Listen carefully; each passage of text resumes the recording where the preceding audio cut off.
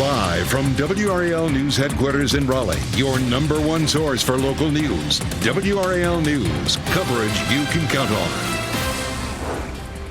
Continue near the nation's capital more than 36 hours now after the mid-air collision of the flight with the plane and the helicopter. We'll tell you where the search stands this noon. Also, he is coming home. Chapel Hill native Keith Siegel is among the hostages who will be released tomorrow by Hamas. We'll show you the touching moment when his family found out he would be coming home. It's warm and windy here on the WRAL weather patio, and I'm tracking our next front. I'll show you when the rain will arrive where you are. Straight up noon is the time right now. And a good afternoon to you. I'm Jeff Hogan. And I'm Renee Chu. Thanks for joining us. At this hour, divers are still searching the Potomac River, trying to retrieve the remaining people killed in Wednesday night's midair crash. Here are the latest developments at this hour. The FAA has closed routes indefinitely near Reagan National Airport to most helicopter traffic. 41 bodies have now been recovered from the wreckage. And CNN.com has obtained new video that shows one of the aircraft speeding toward the other. The two cross paths and then collide.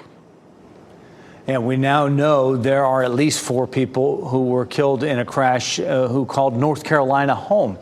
3 members of the American Airlines crew, also a passenger, lived in the Charlotte area. WRAL's Sean Gallagher is out at RDU today to see how things are progressing for travelers today. Sean. Yeah, Jeff, things are moving smoothly right here behind me, and that includes for about a dozen flights that are coming in from D.C., both from Dulles and Reagan National. No delays, no cancellations to speak of on the big board today, but a much different story for the travelers who are arriving yesterday, the first travelers to arrive from Reagan National since that tragic accident. Now, CNN acquired this new video of a new angle of the helicopter crashing into the plane. You can see that pieces of both aircrafts plummet into the Potomac River. That's a crash that grounded all flights out of Reagan National, including flights with people bound for RDU. All of this so surreal to them as they got their feet back on the ground here at home yesterday. Our flight had boarded and we were getting ready to taxi out. And as we were pulling out, you can see on the right side where the river was, all the rescue vehicles and everything like that heading out to that. So, so they pulled us back to the airport. It definitely was heavy. The airport was not as hectic as usual. But at the end of the day, I was kind of just rooted in my faith and letting myself know that God had me and I would be okay. And we know the NTSB investigation is well underway. They recovered that black box from the cockpit, so more information likely to come out soon. But these NTSB investigations do take a very long time, so could still be quite some time till we know exactly what happened and, more importantly, why this all happened. At RDU, Sean Gallagher, WRAL News. The American Airlines crew on the flight that crashed was based in North Carolina. Here's a look at the captain, pilot, and 2 flight attendants who lost their lives. Flight attendant Ian Epstein was beloved by many passengers who have been sharing his great sense of humor through pictures and videos. And that includes this video of him singing to passengers last year. You just knew he was loving his job. You couldn't even tell he was working. He was just really made people very relaxed.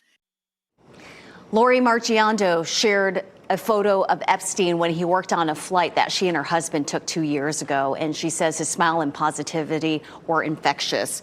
This is Sam Lilly, and Captain Sam Lilly's dad shared these photos with us in a Facebook post. He shared that Sam was getting married in the fall. Flight attendant Denasia Elder was from Charlotte, and friends tell us she leaves behind a husband and 2 children. At least one of the passengers on the flight was also from Charlotte. Friends of Wendy Schaefer shared a photo of her in a GoFundMe. Here it is. The page confirms she leaves behind her husband and 2 sons, a 3-year-old and a 1-year-old. We are staying on top of this story throughout the day on TV and online. Download the WRAL News app to get push alerts straight to your phone. And for any other interviews and video you may have missed, check out our YouTube page at WRAL 5. Chapel Hill native Keith Siegel is expected to be in the next round of hostages released by Hamas. Siegel is expected to be released tomorrow. WRAL's Monica Casey is following this story, and Monica and his family has waited a long time for this news. That's right. It's been over 480 days in captivity for Siegel. He was kidnapped back in October of 2023 from his home in Israel. In that incident, more than 1,200 people were killed and more than 200 were taken hostage. This video from CNN shows his wife, Aviva, and his daughter hugging after learning Siegel is set to be released. Aviva was released 51 days after the attack, and she's been waiting and pushing for her husband to come home since then. Keith Siegel was last seen in video from April, released by Hamas, where he spoke directly to his family to say he was doing okay. Siegel worked as an occupational therapist, and he's also a grandfather. His mother has passed away while he's been in captivity. This hostage release set for tomorrow is the fourth release since the ceasefire between Israel and Hamas started earlier this month. Live in Durham, Monica Casey, WRAL News. It is windy and warm now, but a cold front will bring stormy weather tonight. Meteorologist Elizabeth Gardner is out on the WRAL weather patio right now with what time those storms will arrive. This is likely to happen after the evening commute, so it shouldn't be a big deal for, that Friday commute sometimes is especially long and the traffic because people are, trying to get out of town. This is a look at where the front is right now, and it's moving into East Tennessee, about to hit the mountains of North Carolina. Out ahead of it, it is very moist. This time of year, we tend to have a fairly dry air mass. If you walk outside, you'll notice, and if you're like me, your hair will notice as well. Let's take a look at Futurecast starting here at lunchtime. We have a lot of high, thin cloud cover out here on the patio, so that sunshine's trying to break through, but we'll see, those high clouds with us. There's 5 o'clock, so the rain is well to our west as the evening commute begins. By 8 o'clock, it's starting to move into our area, fairly heavy between, say, 9 and 11, and then once we get past midnight, it starts to push eastward, and it's out of our eastern counties around 3 or 4 a.m. And then the rest of the weekend will be nice and dry. So our rain chances really start to ramp up around 8 or 9, and then ramp down around 2 or 3 o'clock in the morning. Thunderstorms are likely with this, and there'll be some strong gusty winds. We're seeing strong gusty winds ahead of it too. The gusts are in the white box on the right, so we're gusting anywhere from 15 to 25 out of the south, and that's what's pushing in all this warm air. We will see the winds starting to die down once the front moves through, but that won't happen until after midnight. Take a look at current temperatures. It's already 71 in Fayetteville. I'll show you who is likely to see 70s coming up. Thanks, Elizabeth. Additional support for small businesses is coming to Western North Carolina. Governor Josh Stein is in Boone to make an announcement regarding supporting small business recovery after Helene. Stein will speak at the Boone Area Chamber of Commerce in less than an hour. Look for coverage of this event this afternoon on WRAL. We're following some breaking news here in the WRAL Live Center. Our Capitol Bureau Chief Laura Leslie confirming just before we came on the air that former North Carolina Lieutenant Governor and gubernatorial candidate Mark Robinson dropped his lawsuit against CNN. This is video of Robinson on the campaign trail several weeks ago. That lawsuit attacked the network's report that he made explicit posts on a pornography website's message board. Robinson initially filed a $50 million lawsuit, which was reduced to $25,000. CNN maintains that Robinson presented no evidence that the network believed its story was false. Again, Robinson dropping his lawsuit against CNN. Look for additional reporting on this story online and, of course, in our news starting at 4 on WRAL. A plan to bring panic buttons to Wake County Public Schools is delayed now. About 24 schools have the Rave Panic Button app through a pilot program. People can use it for medical and safety emergencies. But a security software glitch is keeping dozens more schools from being able to join on schedule. A district spokesperson said there is a fix, but it's unclear when it will be able to be implemented. For more on the program, you can go to the education section of WRAL.com. Just before 3 o'clock this morning, a car hit a person on Western Boulevard in Raleigh. It happened right near the intersection with Kent Road.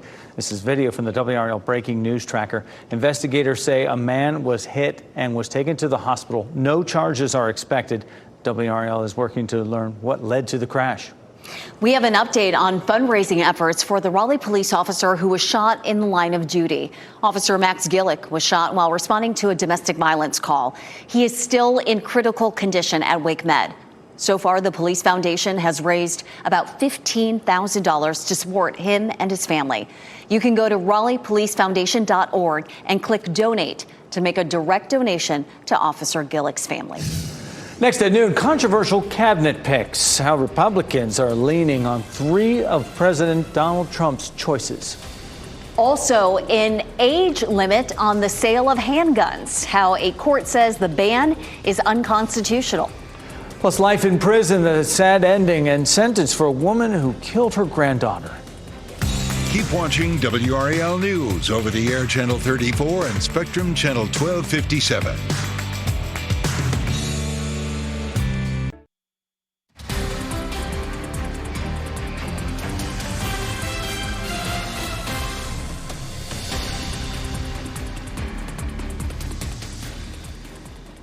Welcome back. You're looking live at Fayetteville Street in downtown Raleigh, which is kind of a wind tunnel. And on this day, it's very windy. You can see the flags on the backstretch just whipping about. You're watching WRAL News, available on YouTube TV and the WRAL app on your TV or streaming device. Republicans are weighing whether to support several of Donald Trump's controversial cabinet picks. Tulsi Gabbard, Kash Patel, and Robert F. Kennedy Jr. all face tough questions over their prior statements and positions. NBC's Ryan Nobles reports Vice President J.D. Vance expressed confidence the 3 nominees will ultimately be confirmed. A contentious day on Capitol Hill. 2 of Donald Trump's top national security picks facing tough questions about their past controversial records. Senator, I will always obey the law. Kash Patel, Trump's pick to run the FBI, taking tough questions about his calls for political retribution against Donald Trump's opponents and his efforts to overturn the 2020 election. But he broke with Trump when it came to the issue of pardons for some January 6 defendants. I'm asking, was he wrong to do it? I do not agree with the commutation of any sentence of any individual who committed violence against law enforcement. The tough questions for Patel came mostly from Democrats. But for Tulsi Gabbard, Trump's choice as director of national intelligence, a great deal of scrutiny came from Republicans. I want to make certain that in no way does Russia get a pass in either your mind or your heart. Senator, I'm offended by the question because my sole focus, commitment, and responsibility is about our own nation, our own security, and the interests of the American people. Gabbard pressed about her calls for a pardon for Edward Snowden. Edward Snowden broke the law. Who fled the U.S. after releasing a trove of government secrets. Is Edward Snowden a traitor to the United States of America? I understand how critical our national security Apparently is. you don't. Apparently you don't. Republicans left the Patel hearing confident he was on the path to confirmation. Oh, there's no question he gets confirmed. While their support for Gabbard was tepid. Only Matt Gaetz, Trump's original pick for Attorney General, has dropped out of the running. Trump has made it clear he wants all of his picks confirmed. Well, sure, we want fast confirmations. This is Ryan Nobles reporting. The Trump administration has ordered the CDC to drop all diversity, equity, and inclusion programs and activities. The memo from the White House says the U.S. government will provide no additional money for DEI programs and activities. The announcement is part of the implementation of President Trump's executive orders. It has created some confusion in the medical world.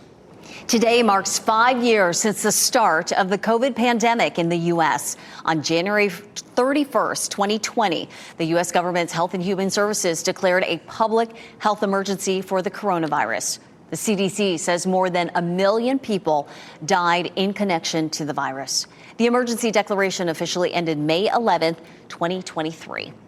A conservative appeals court says a federal law banning the sale of handguns to 18 to 20-year-olds is unconstitutional. The decision from the 5th U.S. Circuit Court of Appeals cited recent Supreme Court rulings that have expanded gun rights. Those who support the ban argued research shows young adults are more likely to commit gun violence. The Supreme Court has not weighed in on how to apply the Second Amendment's protections to young adults. Wasn't just any old day on the job for a couple of sanitation workers in Ohio.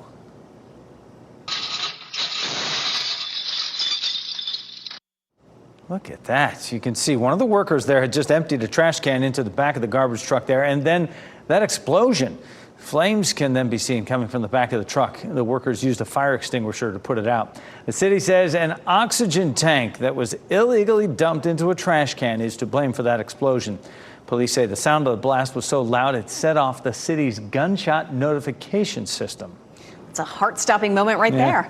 A star-studded serenade for the people of Los Angeles affected by the wildfires. Everybody put your hands in the air. Losing track. Performers included Earth, Wind and Fire, Jelly Roll, Stevie Wonder, and Sting. The event was a collaboration between Live Nation, the former CEO of Ticketmaster, and the LA Clippers. Clippers owner Steve Ballmer and his wife pledged to match every donation. 100% of the proceeds from the concert will go toward fire relief efforts. Every time we do that story, I hear another artist pop in there. It's amazing.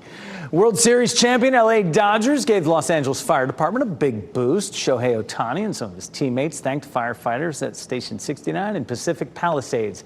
And then the team presented the station with a big $350,000 check for the LA Fire Department Foundation.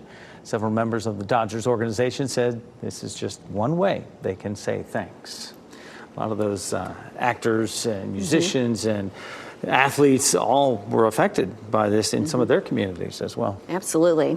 And if you want to say thanks to Elizabeth for the warmer weather, here's your chance right now. Although, Elizabeth, very windy and overcast for a Friday. It is. So you can't thank me because you know what'll happen next, because it's not going to stay like this, all the way until May. So, then people start to come after me. Wow, when are you going to fix the weather? Let's take a look at what's going on out there right now. So we do have some blue sky that's showing through, just a few high, thin clouds out there. The humidity has definitely gone up. I can feel it just standing here, even without looking at the sensors. And then here comes that front. That is going to bring us some rain, and that will be mainly overnight after the evening commute. Here's Futurecast starting right now, and we'll start to see that rain getting closer to us. It's still well to the west, even west of the Triad at 5 o'clock, and then starts to really increase around 8 or 9 o'clock across our viewing area. This run of the model is a little bit slower than it was earlier this morning, maybe by an hour or so, but it still gets out of here around 3 or 4 o'clock in the morning. So it's going to be an overnight sort of an issue. However, if you're going to be, out to a movie or out to a concert, that sort of thing, it may be raining when you come out of the show. Here's a look at Chapel Hill. Good bit of sunshine there. Feels great outside. It doesn't look like people are in their short sleeves necessarily. A little hard to see here on the on the graphic, but it feels nice out. This is not a very thick shirt, and I'm comfortable. 66 is our temperature. We may climb another 10 degrees because of these strong winds. Our winds are coming out of the south, and that's really going to help to bump up our temperature. It is 71 in Fayetteville and Clinton, and that's a good sign that we'll see those 70s as well, because that's where the air is coming from. 61 right now in Roxborough and South Hill. Those temperatures should climb into the mid-60s before we start to cool down later this evening. It's blustery out here. Winds are gusting 19 in South Hill, 25 Rocky Mount, 21 in Goldsboro.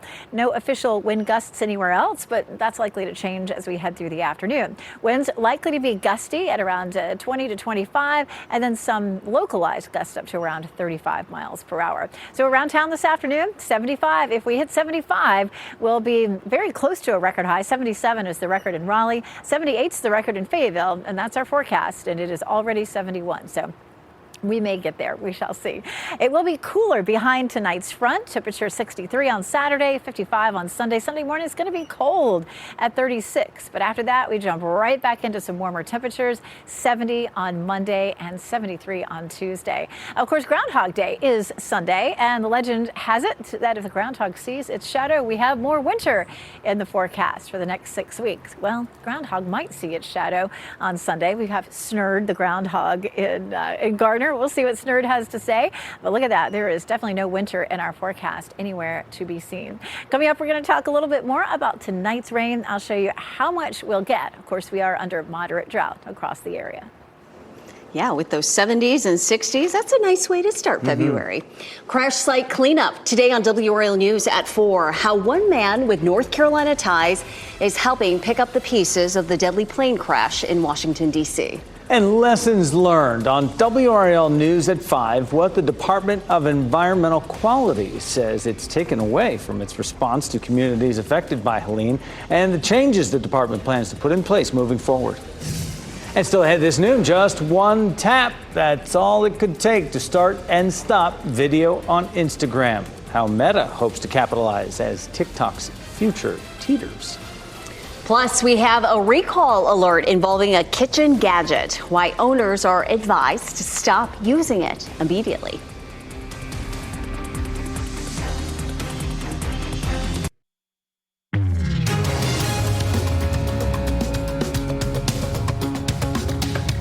Nearly 350,000 digital kitchen scales sold by Amazon, Walmart, and Greater Goods are being recalled for safety concerns. The Consumer Product Safety Commission says the button batteries in the scales can cause internal chemical burns, even death if swallowed. No related incidents or injuries have been reported. The scales were sold online from May 2023 through to September of 2024. Contact Greater Goods for a recall kit free of charge. Google is offering buyouts to some U.S. employees working on Android, Pixel, and other projects. The offers come ahead of expected cost cuts this year. The buyout package includes severance pay. Earlier this week, more than 1,200 employees signed a petition that asks for guaranteed severance equivalent to what laid-off employees were offered in January of 2023. That severance package included 16 weeks' salary, plus 2 weeks for every additional year employees worked at the company. Costco is raising pay for most of its hourly store workers to more than $30 an hour. The pay hike comes after Costco union members voted earlier this month in favor of a nationwide strike. The union represents more than 18,000 Costco workers. The current contract expires today. UPS and Amazon have reached an agreement to scale back shipping by more than 50% by the second half of 2026. UPS says Amazon is the company's largest customer, but not the most profitable. UPS said last year's revenue was just over $9 billion, and Amazon made up almost 12% of that total. Some customers' habits are changing as they trade down from premium to economy services, cutting into the company's earnings. Well, it's good news for all the Squid Game fans out there. The third season of Netflix's popular but deadly game show is returning this summer. Squid Game Season 3 is set to premiere June 27th. Photos from the upcoming season tease the return of the show's hero, Gi-hun, and his main foe, the front man. The next season picks up right where Season 2 concluded. The creator says the third season will also be the last. Still need to watch Season 1.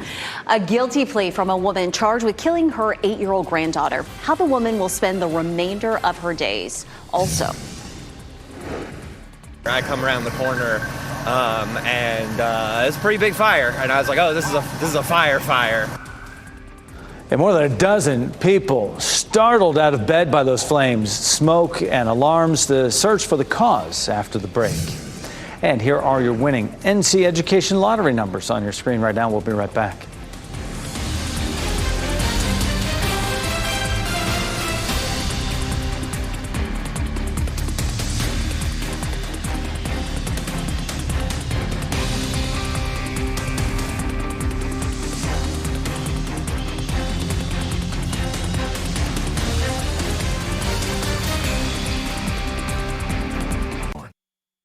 Shot in 4K ultra high definition. Your number one source for local news. WRAL News. Coverage you can count on.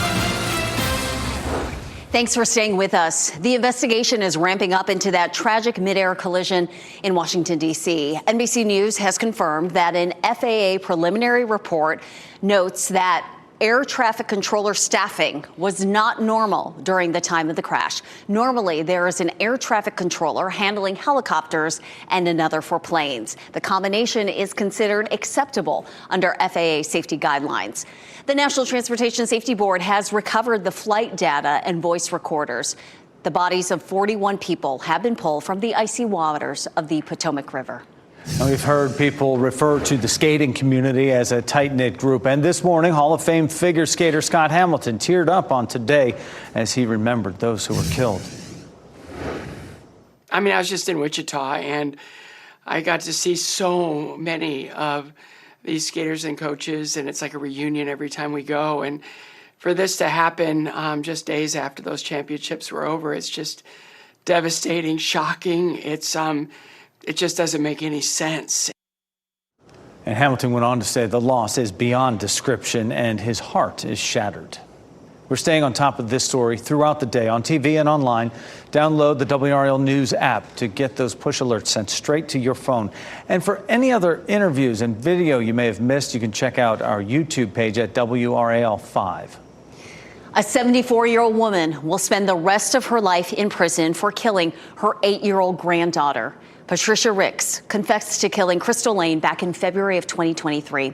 WRAL's Chelsea Donovan was in the courtroom during sentencing. Chelsea.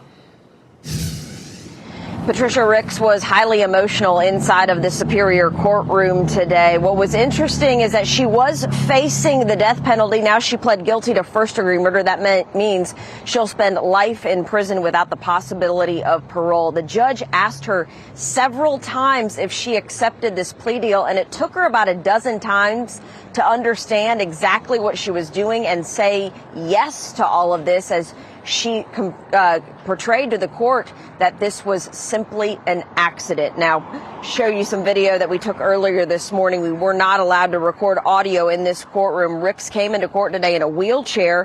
Her defense attorney said she had a whole host of medical problems and would have likely died if this case went to trial.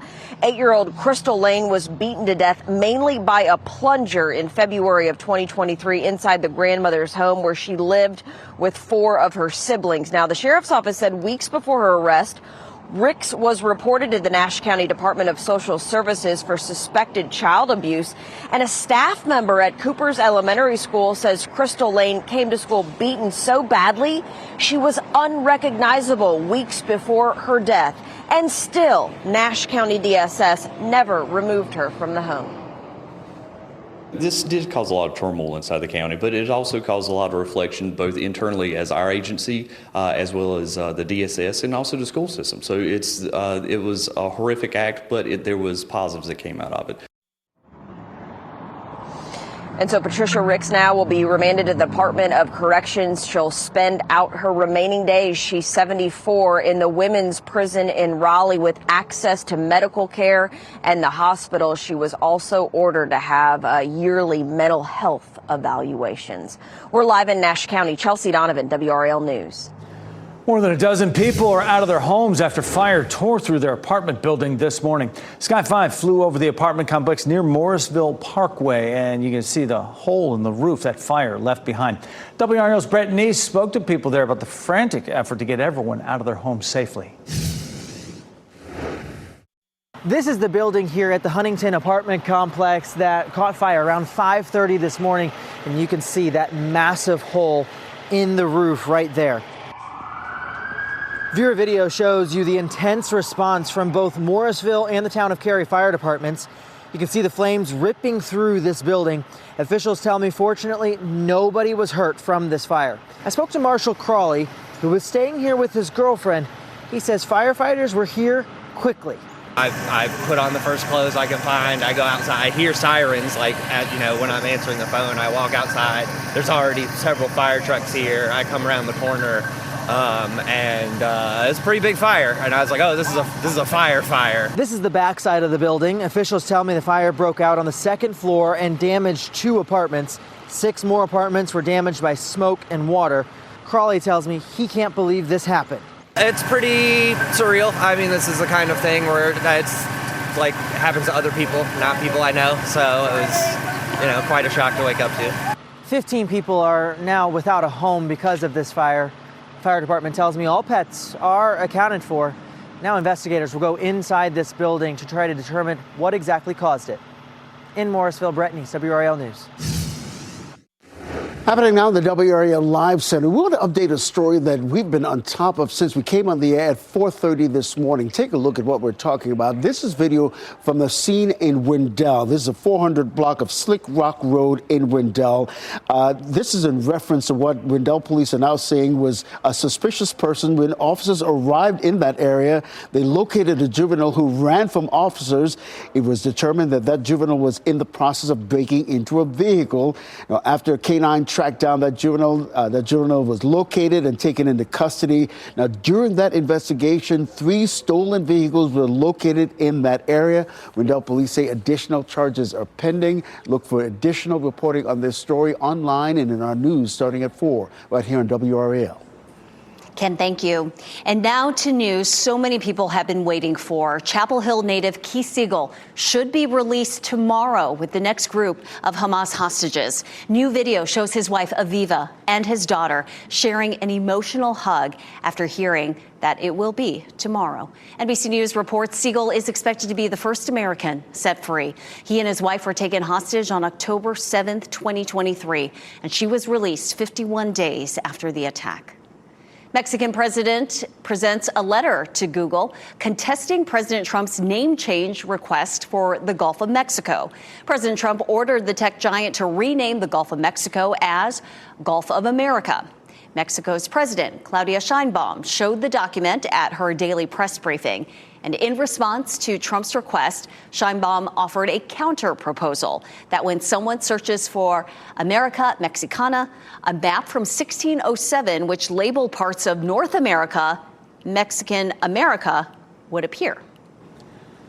Meta going beta, the changes it is testing out on Instagram to go against TikTok. Plus, how you can join in on a celebration walk for cancer survivors and their supporters tomorrow. How proceeds will help women battling any kind of cancer. And keep up with the ever-changing headlines on the WRAL News app wherever you are. Access live video streams and our newscasts on your streaming device.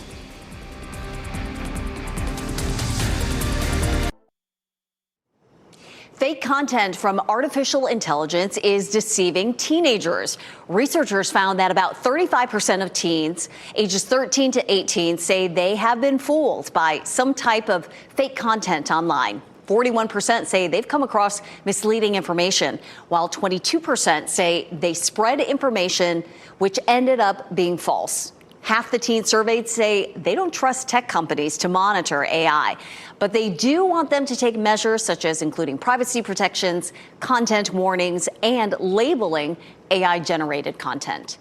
Meta is looking to capitalize on TikTok's uncertain future here in the U.S. A small group of users on Instagram Reels is testing a highly requested pause feature. It would let users tap the screen one time to pause or play video. Previously, one tap would only mute a video's audio, but the video would continue to play. And if you wanted to pause the video, you had to tap and hold the screen. No word on when the feature will be widely available. One of college basketball's biggest rivalries hits the court tomorrow night, the Battle of the Blues. The UNC Tar Heels, unranked, coming into Cameron Indoor Stadium to play the second-rated Duke Blue Devils. Tip-off is at 6:30. WRAL has you covered all the way up and down Tobacco Road before and after the game. Look for our live reports from Durham and Chapel Hill beginning on our 6 o'clock news tomorrow night. And then tune in to WRAL News Plus as soon as the game ends for live reports from our crews. You can find WRAL News Plus on Channel 34 over the air, Spectrum Channel 1257, or on the WRAL app. A new treatment for acute pain, the new pill that offers relief without the risk of addiction. NBA Hall of Famer Dwayne Wade reflects on a health scare, why he's thankful he agreed to have surgery.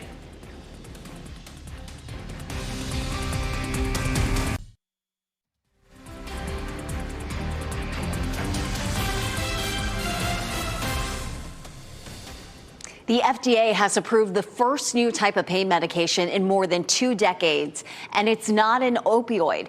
Journavex treats moderate to severe acute pain, which is usually caused by injury, trauma, or surgery. Chanley Painter explains why the creators say there is no risk of people becoming addicted.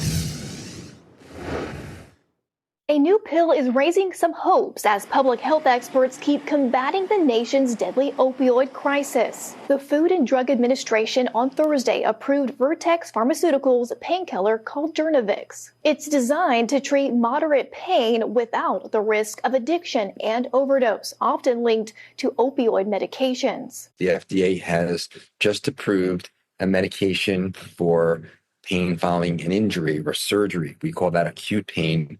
That is not an opiate. While opioids are effective at reducing severe pain after surgery or injuries, they can lead to addiction. Doctors say this is because of the process the drugs can trigger in the brain that releases the feel-good chemical dopamine.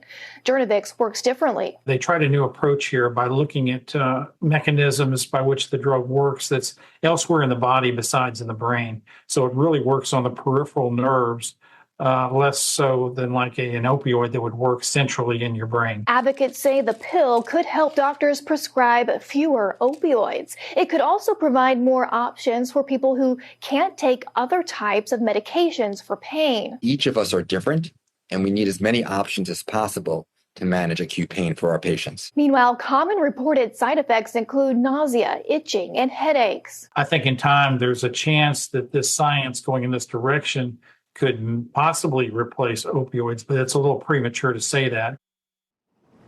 That was Chanley Painter reporting. The pills have a list price of more than $15 each. Poor oral hygiene could contribute to mental decline later in life. Scientists in England studied mouth bacteria of 120 people, and they found about half of them had mild cognitive impairment, which may increase someone's risk for dementia. So far, researchers have only made links of bacteria to cognitive health and not direct proof that some bacteria actually causes mental decline. All right, here's a shocker. Most food advertised during football games isn't really that good for you. Researchers found about 10% of the commercials during a typical NFL game advertised food containing more than a third of the sodium you should have in an entire day. The worst offenders are fast food. High levels of sodium can boost your blood pressure and worsen heart disease. I would also venture most foods that you eat during football games aren't good for you either. A big bear rode out the California wildfires in a house's crawl space. The 525-pound bear cozied up underneath the home near the burned Eaton Canyon. And they found him while trying to turn the gas back on after the fire. Too big to tranquilize, wildlife officials set up a trap baited with rotisserie chicken, sardines, apples, and peanut butter. That sounds pretty healthy. When caught, wildlife officials fit the bear with a GPS collar and released him. As for the homeowner, he has since bear-proofed his crawl space. That's a big guy. You kidding me? How did he fit under there? He can do whatever he wants, eat whatever he wants. It is amazing, the displaced animals, the things that we were seeing, some of the firefighters, some of the people. With acres and acres burned, that's their habitat. They have nowhere to go. It's so sad. Elizabeth Gardner is out on the WRAL severe weather patio right now with a look around town for us as we head towards the weekend. It's nice out here. It is a little bit breezy. You can probably tell from the hair. Woo! Yeah, our winds are gusting 20, 25 miles per hour, maybe up to 35 a little later in the afternoon. We take a look across the area right now. Fayetteville's looking pretty good bit of sunshine. Same thing over downtown Raleigh, Apex, Chapel Hill. Right here on the patio, I'm seeing a good bit of blue here. Of course, that won't last too long. We have a cold front that's headed our way, but it really does feel pleasant if you have a little bit of time to get out and enjoy this afternoon before the cold front gets here. Do it. That cold front producing a good bit of rain across central and east Tennessee. It's getting ready to cross the mountains and roll in here, but not until after the evening commute. We'll take a look at the big picture of Futurecast. You can see that cold front sliding eastward, getting here during the evening, and then it's out of here by the wee hours of the morning tomorrow. And then that's it. And the rest of the weekend looks nice and dry. Here's a look at Futurecast. Some high thin cloud cover out there. By 5 o'clock, that rain is just to our west. As we get into the 7, 8 o'clock hour, it moves on in. By the time we get to 2 or 3 o'clock, it's starting to move on out. Skies will begin to clear, and it stays on the mild side. Not as warm as today, but it'll be pretty mild for us for Saturday and Sunday. How much rainfall? We need the rain. Of course, when the drought monitor came out earlier this week, we're still under moderate drought. So we're looking at a half an inch, maybe 3/4 of an inch in our northeastern counties, and every little bit helps. One thing about having a dry weekend is it's good for outdoor plans, but we'll be back to the sweaters, looking at sunshine Saturday and low 60s, Sunday mid 50s, but that's close to normal for this time of year. Saturday should be a great day if you're going to be out tailgating before the Battle of the Blues there in Durham. Kicks off at 6:30, 5 o'clock, 52 degrees, and we'll see partly cloudy skies on Saturday evening. Coming out of the game, temperatures will be in the mid 40s. Sunday is Groundhog Day. Of course, the saying is that if the groundhog sees its shadow, we have 6 more weeks of winter. We'll be watching Punxsutawney Phil up there in Philadelphia, and then Snurd, the groundhog here in Garner. That's really its name. No shadow is an early spring, but it does look like our forecast is partly cloudy. So groundhog likely to see its shadow. A little bit cooler on Sunday at 55 degrees. But I tell you what, after Sunday, after Groundhog Day, all we see is spring. 70 on Monday, 73 on Tuesday, 67 Wednesday, 73 on Thursday. It's going to be nice to be right here on the patio next week. I'll be volunteering for that. And Elizabeth, I feel like the win there makes you look very glamorous. Health scare off the hardwood. 3-time NBA champion Dwayne Wade shares surgery that possibly saved his life. As we wrap things up, here's a look at a few of the headlines we're following today. At this hour, divers are still searching the Potomac River, trying to retrieve the remaining people killed in Wednesday night's midair crash. Here are the latest developments at this hour. The FAA has closed routes indefinitely near Reagan National Airport to most helicopter traffic, and 41 bodies have been recovered from the wreckage. Chapel Hill native Keith Siegel is expected to be in the next round of hostages released by Hamas. Siegel is expected to be released tomorrow. He was last seen in video from April's release by Hamas, where he spoke directly to his family to say he was doing okay. Siegel worked as an occupational therapist and is also a grandfather. Mark Robinson is dropping his lawsuit against CNN. The former lieutenant governor had sued the news network for defamation 2024 over its reporting that Robinson allegedly wrote racist comments on a pornographic website. Today, Robinson says he determined it would be futile to consider pursuing CNN with his lawsuit. He also said he has no immediate plans to go back into politics. Hall of Fame basketball player Dwayne Wade revealed a tumor doctors removed from his kidney later turned out to be cancerous. He revealed the diagnosis publicly for the first time yesterday on his podcast, The Why with Dwayne Wade. The 3-time NBA champion says he was having some stomach and urinary issues in 2023, which led him to the doctor. A full body scan revealed the tumor, so he had the surgery. Tests later showed it was cancer. Wade says he is so glad he had that surgery. Lace up your shoes to celebrate cancer survivors, thrivers, caregivers, and family members. The KYAW Celebration Run Walk takes place tomorrow morning at WakeMed Soccer Park in Cary. Coach KYAW died in 2009 after a 22-year battle with breast cancer. The KYAW Cancer Fund has awarded nearly $9 million to help fight all cancers affecting women. On-site check-in opens at 9:30, followed by a short program to celebrate survivors. And the run walk will start at 11. A pet of the day comes to us from the SPCA of Wake County. Carmichael, a 7-month-old neutered male kitten, as you can see, has no eyes. Carmichael lost his eyes after being born with disfigurements. He's already well adapted to living sightless. A quiet, stable home environment would be ideal for Carmichael so he can keep his bearings once he's found them. Carmichael's a sweetheart, loves affection and cuddles. You can visit spcawake.org. Just precious. Carmichael, cute.